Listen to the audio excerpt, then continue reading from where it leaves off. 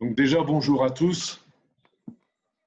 On est dans des moments aussi particuliers, on a dû reprendre sur Zoom.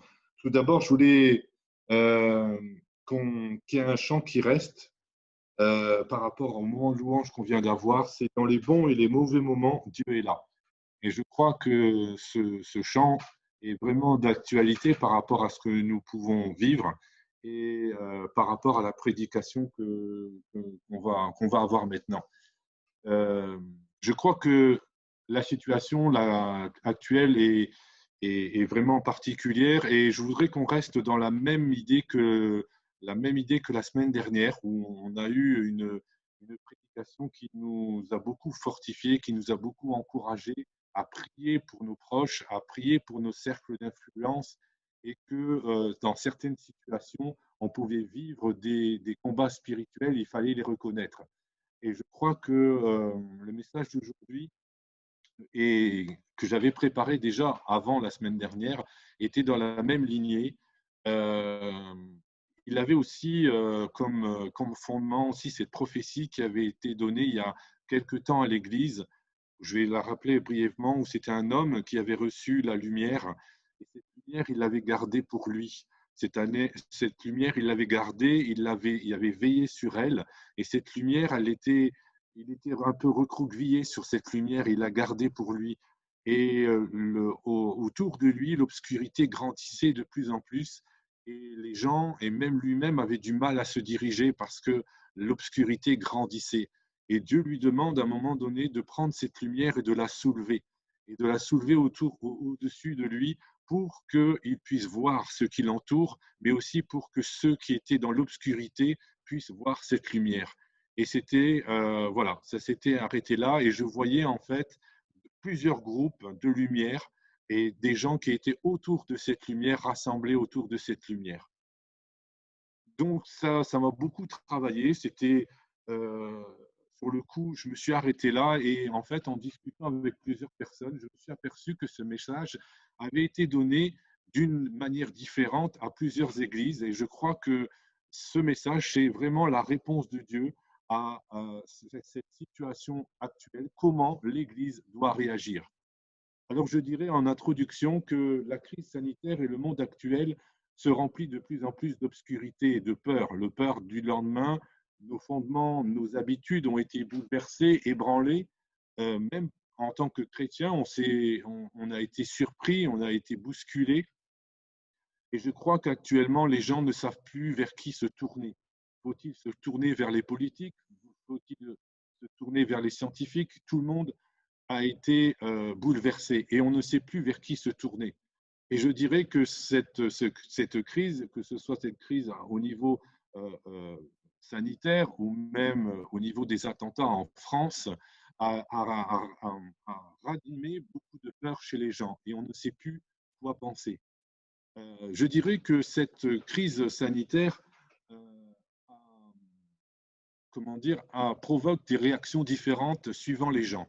Et cette semaine, j'écoutais à la radio et on disait que notre réaction par rapport à cette crise sanitaire était notre situation financière, c'est-à-dire le fait de recevoir tous les mois ou pas un salaire. Et je crois que ceux qui sont vraiment dans la difficulté, qui ont dû arrêter leur travail, ceux qui ont dû fermer leur commerce, leur activité, eux se trouvent dans une situation compliquée. Et je crois que c'est pour cela que la peur grandit aussi. Et je crois qu'en tant que chrétiens, nous, comment dire, le fait de traverser la crise dépendra de la lumière qu'on a et de la lumière qu'on produit. Et je crois que ça, c'est très important. Si le monde, ce sera la situation financière qui va gouverner ou pas nos peurs, le chrétien, lui, doit se focaliser sur la lumière qu'il a et sur la lumière qu'il produit.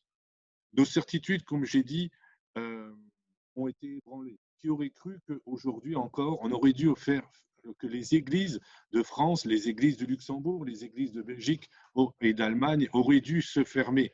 C'était bien pour l'église lointaine, en Inde, en Asie, etc., mais pas en France. Et pourtant, aujourd'hui, c'est arrivé. Et je crois que cette crise nous permet à chacun d'évaluer nos limites et de nous rappeler quelle que soit notre situation, professionnels, bancaires, personnels, que nous avons besoin de Dieu. Et Dieu veut que nous apprenions à dépendre de lui.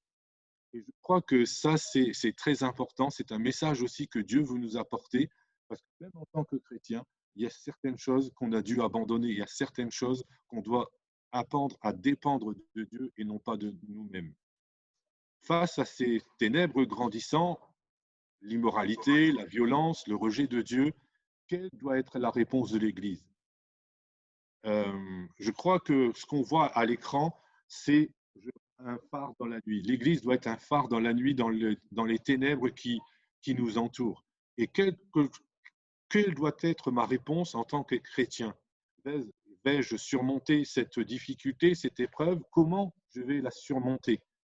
Et je crois que la prophétie que je vous ai donnée tout à l'heure, euh, c'est une réponse que Dieu veut que nous ayons par rapport à cette situation. Alors, on va voir en 3 points qu'est-ce que ça veut dire pour nos vies. Premièrement, comment a réagi l'Église face à une difficulté? On va prendre un exemple dans la Bible, qui est dans l'Église primitive. Ensuite, on va voir qu'est-ce que la lumière. Pourquoi cette lumière doit être élevée au-dessus de nous et qu'est-ce qu'elle nous enseigne, cette lumière, par rapport à la situation actuelle. Et enfin, on va finir par un encouragement qui est donné dans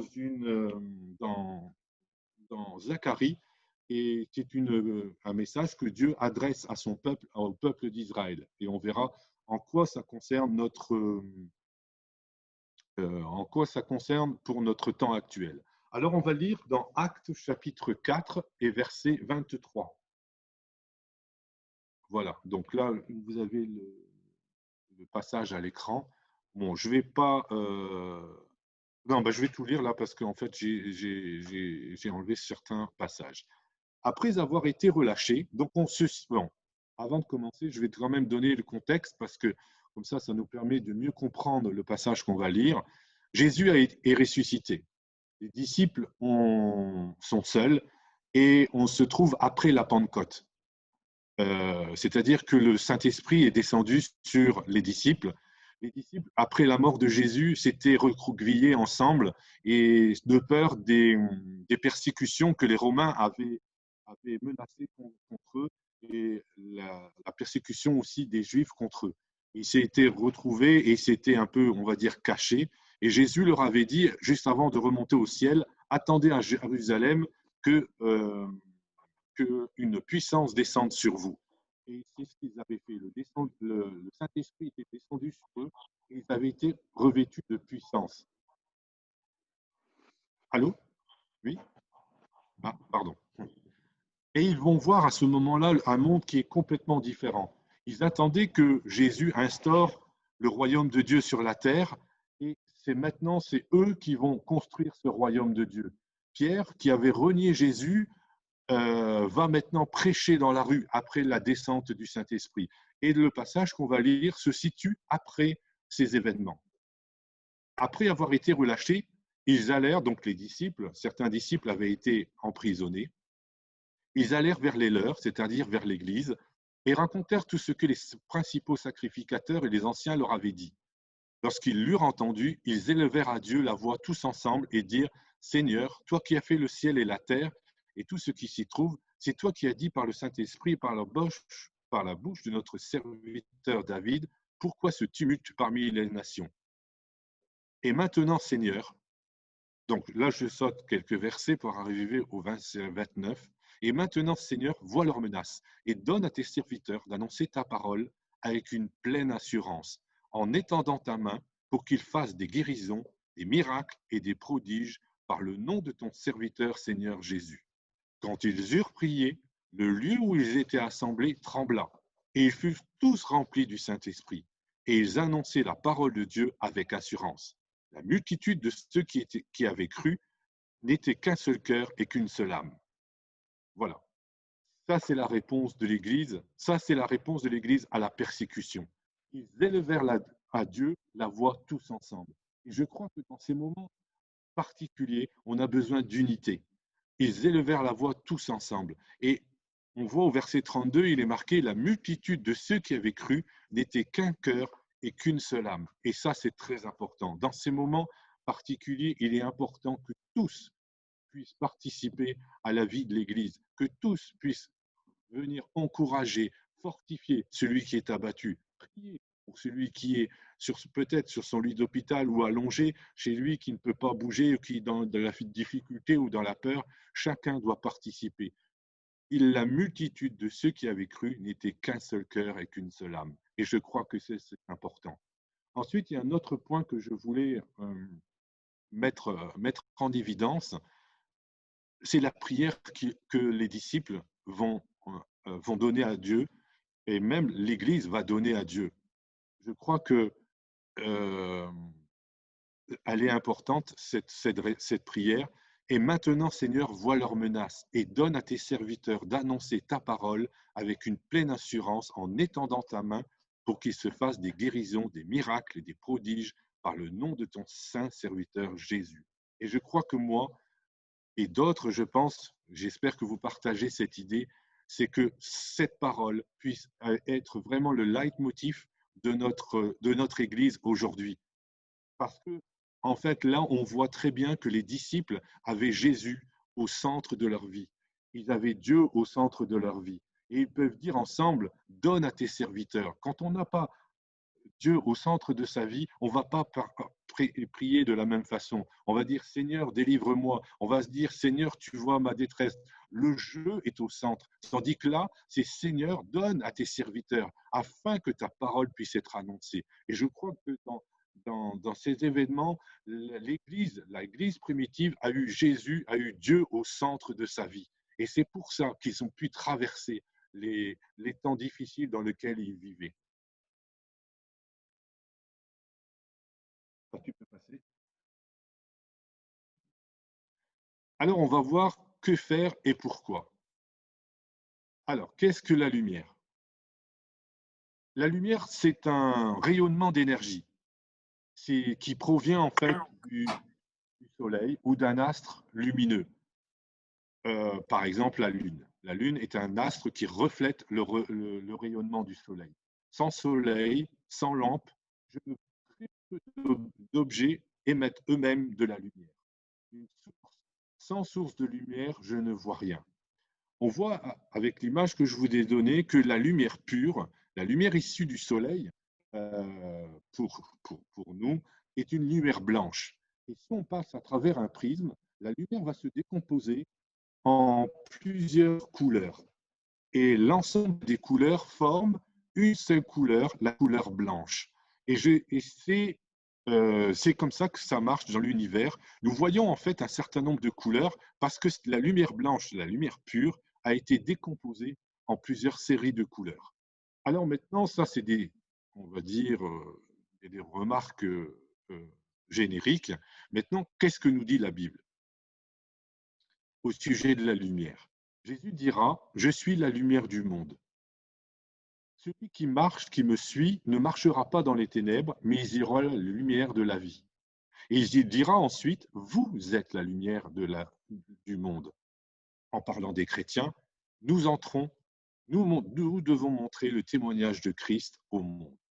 Jésus est donc la lumière, cette lumière parfaite, cette lumière blanche, issue de Dieu lui-même, qui nous éclaire et qui brille dans la nuit. Lorsque je décide de donner ma vie au Seigneur et que je crois que Jésus est mort pour moi et qu'il m'a pardonné de mes péchés, alors je reçois cette lumière. Cette lumière, lorsque je la reçois, je reçois en fait une vie nouvelle. Et cette lumière, je dois la garder. Je dois veiller sur elle. Cette lumière, c'est quoi? C'est les paroles, les enseignements, la connaissance de Dieu, la connaissance que Jésus nous a donnée de Dieu lorsqu'il était sur la terre. Alors je veux dire que garder cette lumière, c'est obéir au commandement de Dieu, comme on a vu la semaine dernière. Tu aimeras ton prochain comme toi-même et tu aimeras ton Dieu de toute ton âme, de toute ta force. Là, je résume, bien sûr, il y a beaucoup plus de commandements, mais ce sont les deux commandements les plus importants. Veillez sur cette lumière. Veillez à ce que cette lumière ne s'éteigne pas, car cette lumière va varier au cours des saisons, au cours des circonstances, au cours des diverses situations que je vais traverser dans ma vie. Mais je dois veiller à ce que cette lumière puisse produire toujours et refléter les paroles et les enseignements de Jésus.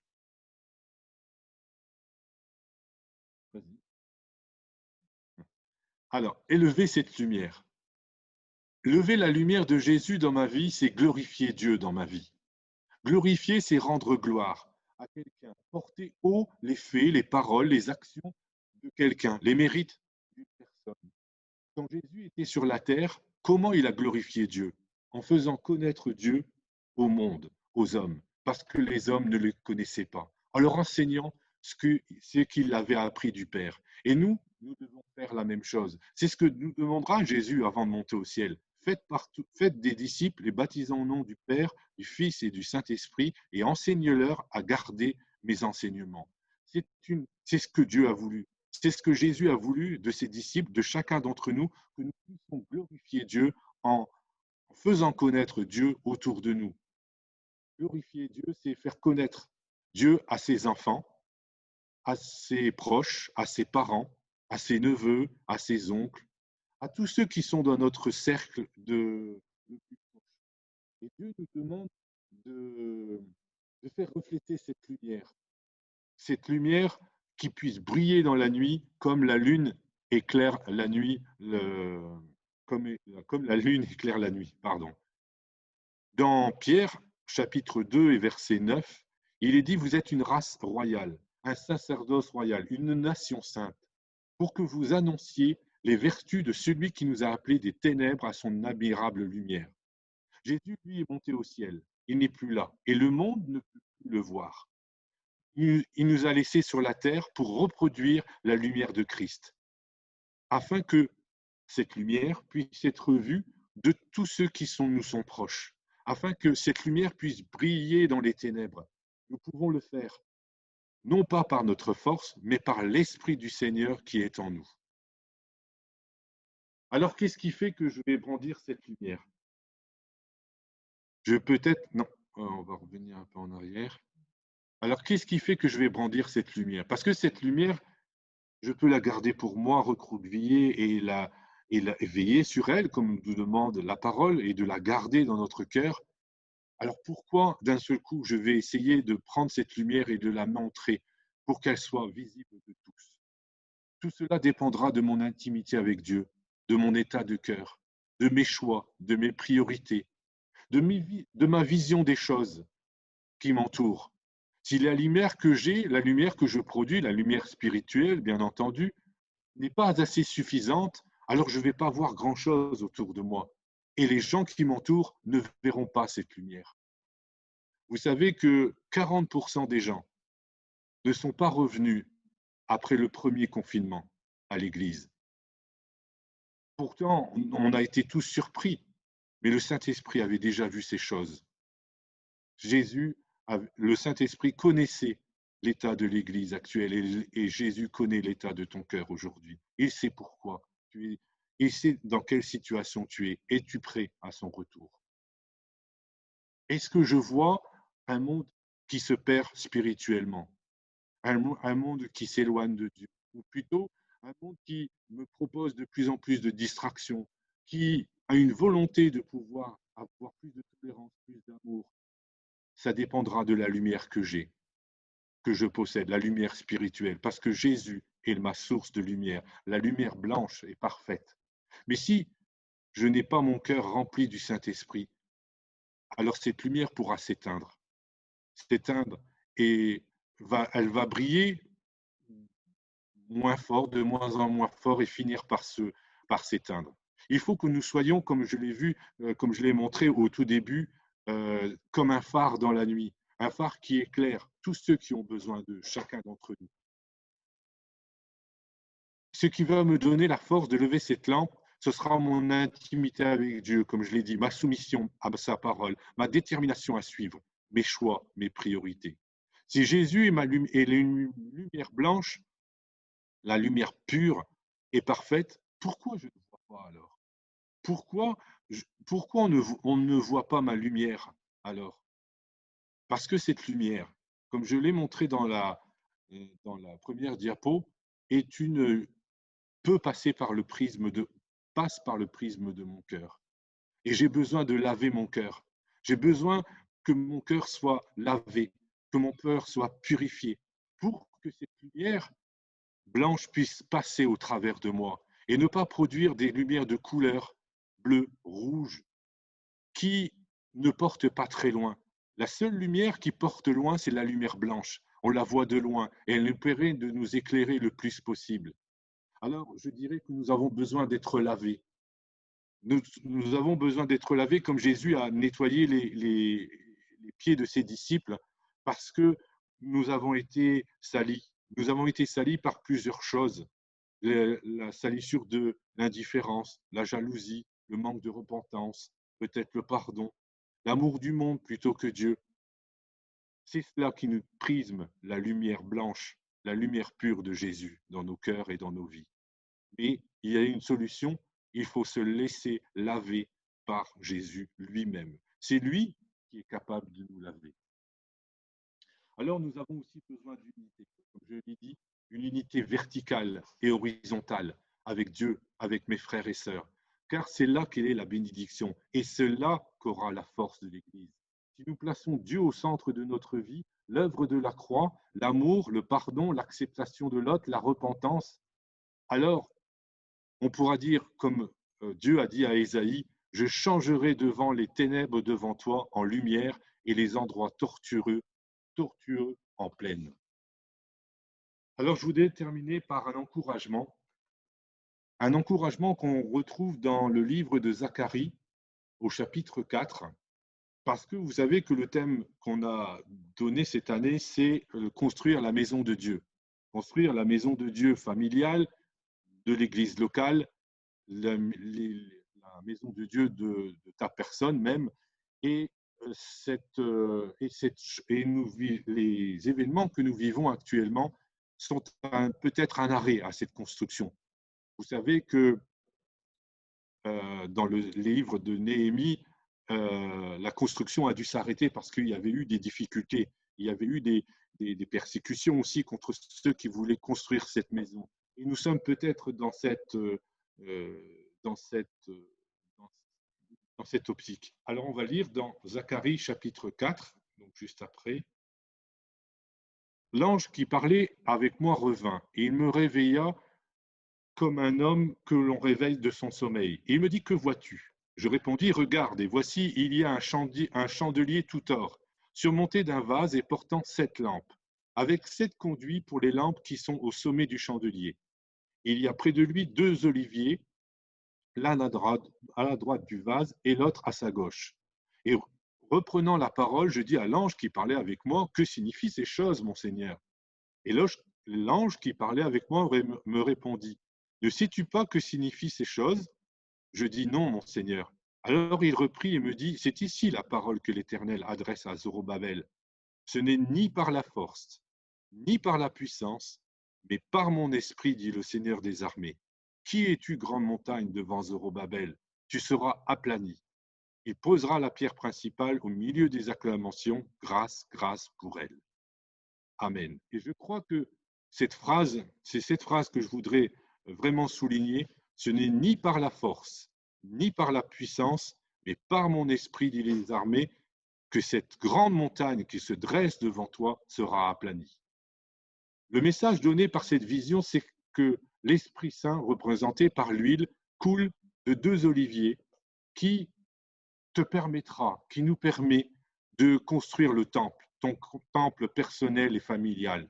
Nous réussirons à construire ce temple, l'Église.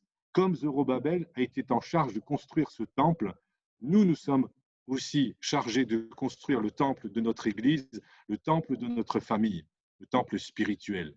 Et nous devons répondre, nous devons dépendre de son esprit pour que notre lumière soit vue, pour qu'on puisse voir avec des yeux spirituels la situation dans laquelle elle se trouve.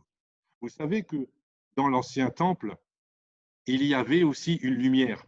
Il y avait une menorah qui brûlait constamment dans le temple. Et cette lumière devait briller tout le temps. Et nous sommes amenés à faire la même chose. Nous devons veiller aussi que cette huile qui vient des oliviers puisse venir constamment être brûlée et produire de la lumière. Nous devons veiller à ce que cette réserve d'huile ne soit pas bouchée. Devant cette lampe, nous dit cette prophétie, il y avait une montagne de notre difficulté, de notre combat spirituel peut-être. Et cette montagne, il la voyait très haute. C'est ce que nous, on voit quand on est devant une difficulté, lorsqu'on est devant, encore une fois, ce confinement, on voit une montagne qui se dresse devant nous. Et Dieu dit, cette montagne, qui es-tu, grande montagne, devant chacun d'entre nous, devant chacun de nos combats spirituels, de notre difficulté, tu seras aplani. Et je crois que ça, c'est dépendre de Dieu. Ne pas compter sur nos propres forces, mais compter sur son esprit pour pouvoir traverser ces moments difficiles, pour affronter nos difficultés, afin que cette, cette montagne sera aplatie. Parce que s'il y a une grande montagne devant la lumière, alors personne ne pourra voir cette lumière. Et je crois que Dieu, ce que veut nous dire, c'est que cette lumière, cette montagne sera aplanie. Et ainsi, ceux qui nous entourent pourront voir cette lumière. Et nous pourrons amener à Christ, nous pourrons amener à Jésus dans ces moments de difficulté, combien il est grand. Tous ceux qui le cherchent, tous ceux qui ont besoin d'être tous ceux qui ont besoin d'être rassurés par cette lumière, tous ceux qui ont besoin d'être réconfortés par cette lumière. Et nous voulons vraiment prier Dieu ce matin pour qu'il nous donne la force de pouvoir avoir les yeux fixés sur lui et ne pas oublier que ce n'est ni par la force, ni par la puissance, mais par son esprit que nous réussirons à construire le temple que Dieu nous a donné. Que son nom soit béni. Amen. Et je veux vraiment, Seigneur, te prier ce matin parce que nous sommes des fois désemparés par rapport aux telle ou telle chose, Seigneur, qui nous monopolise, Seigneur, notre attention. Et nous voulons, Seigneur, que tu sois au centre de notre vie. Nous voulons, Seigneur, que tu sois au centre de notre vie afin que nous puissions faire connaître Dieu autour de nous, à tous ceux qui nous entourent. Et nous voulons, Seigneur, par-dessus tout, Seigneur, que cette lumière soit une lumière pure. Alors, Seigneur, viens laver nos cœurs, viens laver nos pensées, viens laver nos anciennes habitudes, Seigneur, peut-être, afin que cette lumière pure que tu nous as donnée puisse briller, afin que cette lumière pure puisse grandir autour de nous et éclairer chacun de ceux qui nous entourent. Merci, Seigneur, pour tous les gens que tu nous as donnés dans ce cercle d'influence que nous avons, Seigneur, dans nos familles, dans nos amis, dans notre travail, afin que nous puissions être ce phare dans la nuit, que nous puissions vraiment être le repère de ceux qui ont besoin de toi, Seigneur, dans ces moments difficiles. Merci, Seigneur, parce que tu as donné à l'Église cette mission et nous voulons, Seigneur, tous, Seigneur, te demander, Seigneur, ta grâce dans nos cœurs, dans nos vies, afin que cette lumière puisse continuer à briller, Seigneur, tant que nous serons sur cette terre, Seigneur. Merci, Seigneur, de donner ton esprit à chacun afin que nous puissions voir, comprendre les situations dans lesquelles nous nous trouvons déjà, nous, personnellement, et tous ceux qui nous entourent, afin que nous Amen. puissions apporter, Seigneur, à ceux qui en ont besoin, la Amen. que tu veux leur donner. Merci, Seigneur, parce que je sais que tu es vivant, que tu es ressuscité, que tu es présent au milieu de nous ce matin. Merci encore, Seigneur, parce que si nous ne sommes pas rassemblés physiquement, Seigneur, nous sommes unis, Seigneur, à ton esprit ce matin. Et nous voulons, c'est toute l'Église qui veut te demander, Seigneur, donne-nous la hardiesse de pouvoir, Seigneur, te demander de proclamer ta parole dans ces moments difficiles, parce que le monde qui nous entoure a besoin de toi, parce que ce monde, Seigneur, qui se perd, a besoin de cette lumière. Et nous l'avons, Seigneur, et nous ne voulons pas la garder pour nous, mais nous voulons la proclamer, Seigneur, à tous ceux qui nous entourent, Seigneur. À toi soit la gloire dans le nom de Jésus, Seigneur. Que le nom de Jésus soit élevé, Seigneur. Amen.